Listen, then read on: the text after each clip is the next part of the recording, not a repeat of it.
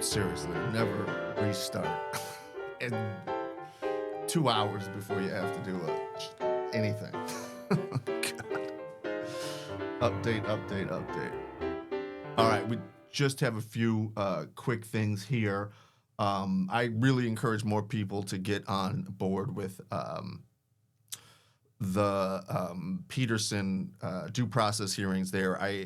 I know people love the cross-examination. I appreciate that.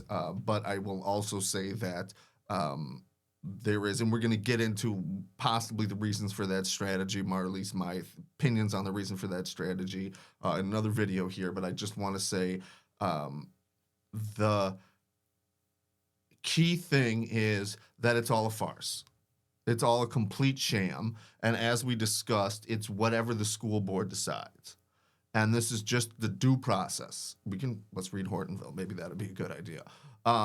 So keeping all that in mind, it's really the only people that matter is whatever the school board decides. And if they've made their mind up, then then their mind's made up. Nothing you can do about that. So who else could they be speaking to? Maybe the public and maybe the audience there. So I think that should be something to keep in mind. Democratic criticism comes in all forms here. All right. The main news I think that we've got here, and thanks, by the way, to Julie for the screaming goat. Now I'm official, I guess, which is, hey, it's always good to have that stamp. But we are at least breaking the story here that Amy Mizialko, who is the president of the Milwaukee Teachers Education Association, something like that, otherwise known as the Teachers Union of Milwaukee, is resigning, or did resign, effective the 15th. And I think there's two items of note there. Number one is the timing of her leaving. As far as I know, she's resigning to go to another job, and that's the second thing there. She's going to sort of the state teachers union organization. Somehow, I believe that she is continuing to be paid by the teachers union, and in some sense, she's on leave and continuing to get benefits there.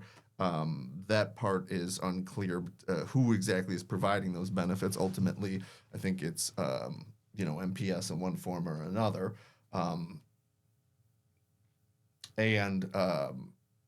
That, I think, is a big problem here. So, number one, I think when we look at Amy Mizialko's position, I think we've got testimony from Tony Baez. We've got testimony from others, and confirmed in other places that she and the Milwaukee Teachers Union is essentially running Milwaukee Public Schools. That's the allegation. And one of the ways that they're doing that is they have a strong presence on the board. Bob Peterson was a ally of theirs. Marva Herndon's an ally of theirs. I mean, Bob Peterson was the former union president.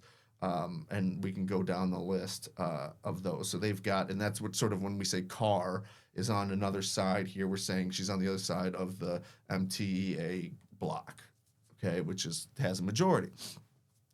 In addition to which, the allegations from Baez and many others are that Posley is effectively stays in power and is untouchable despite whatever else is going on in the complaints and the whistleblowing, because of his relationship with the union and the board, and that he gives them whatever that they want. So that is the allegation there, and I think we've got some firsthand sources on that, both depositions and letters that we've read out that indicate that could be the case. Then we have to look at, there is a huge referendum out there where they're asking people for millions of dollars. Keep in mind, as far as I know, there's a recording out there that Carr posted that says, this is between her and Matt Chasen, in which she's talking about some millions of dollars, tens of millions of dollars. I don't know if it's 40 or 50 or whatever it is, that somebody in management mistakenly put in some fund that is then causing the taxpayers of the city of Milwaukee to pay that because the state of Wisconsin will not reimburse or will not give additional money to the city of Milwaukee schools when they are holding on to 37 some $1 million. The reasoning from the state is, well, we're not going to give you aid if you've got this much money sitting in your books.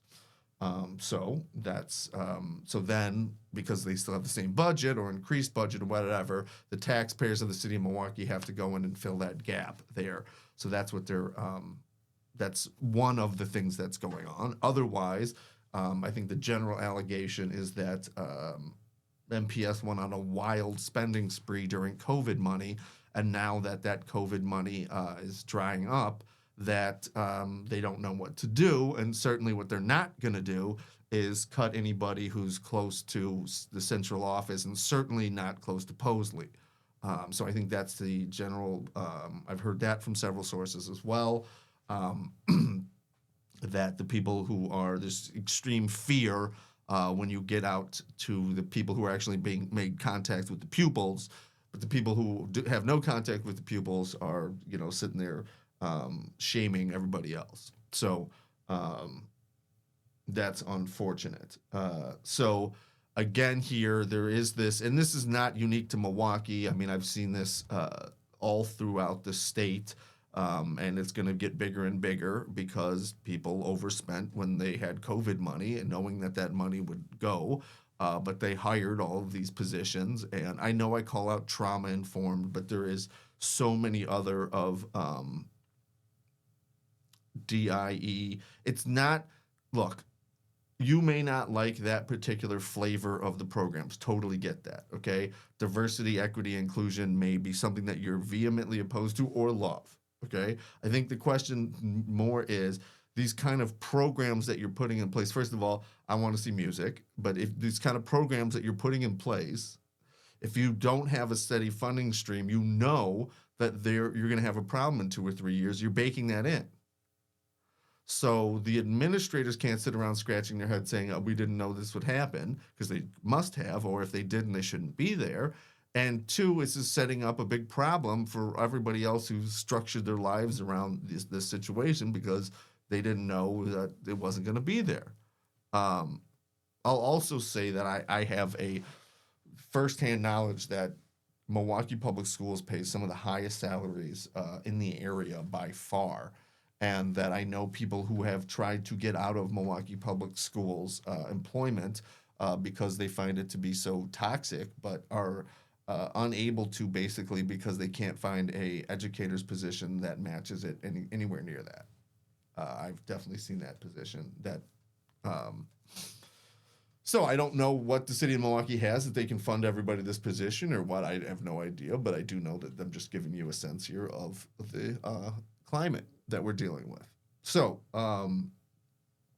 then again, we're going to go to the third thing there, which is that she is on leave here. The union president is on leave, meaning that she's still able to collect a salary and benefits.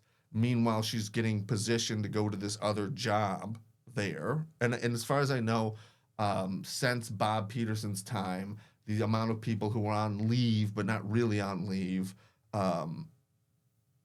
has grown exponentially, and there are people who have been on leave for many, many years who are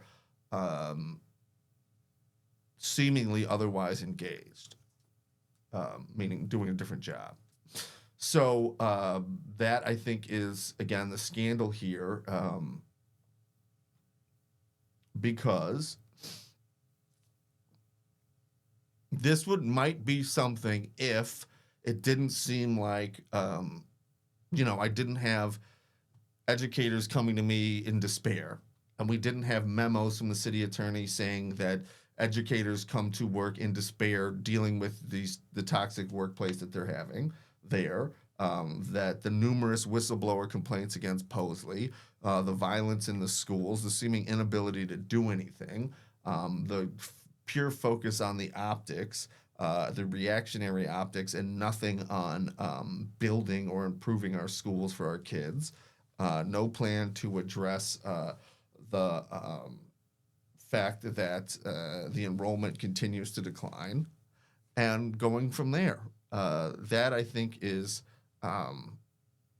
again, in my opinion, in the last 3 years, we can safely say that the teachers union headed by Amy Mizialko, who followed up from Bob Peterson, was one of the pillars, is one of the pillars in place preventing MPS from adequately addressing the problems with Posleyism and the problems that the whistleblowers have brought to MPS.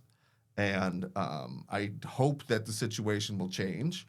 But everything that I see here is that this is just a situation to shuffle the chairs, as we say. And so now when the problems become manifest, there will be a different person in place so that that person can then point to, possibly Amy or Bob or whoever else. And that, again, is a problem. So I never thought that I would ever be, as an employment lawyer, in a position saying that the Milwaukee Teachers Union is part of the problem. But everything that I've seen so far indicates that they are, and I have seen very little evidence to the contrary. Happy to change my mind, love to change my mind, do not see that happening so far. So we just go where the evidence takes us, as I say. But I can't even tell you how many times I've heard that Posley wouldn't be there but for the teachers union. And I think it's manifest that Posley is completely unfit for the job and needs to resign 2 years ago. Just the allegations by Calvin Furman, he should have been forced out. And the fact that that we could not find another executive to pay more than the governor to run the school district that didn't have allegations of the kind that Calvin Furman had brought up, for example, of an improper relationship with subordinates and complete mismanagement. You would think that we could find somebody else in the state of Wisconsin who could do that, whether they be white, black, orange, or some other color, and whether they identify as anything, or whatever possible slice or category you may think is necessary for that position. I believe we could find somebody who could fit those characteristics and have a better record. So, thank you very much. Thanks for sticking with us. We'll keep you informed.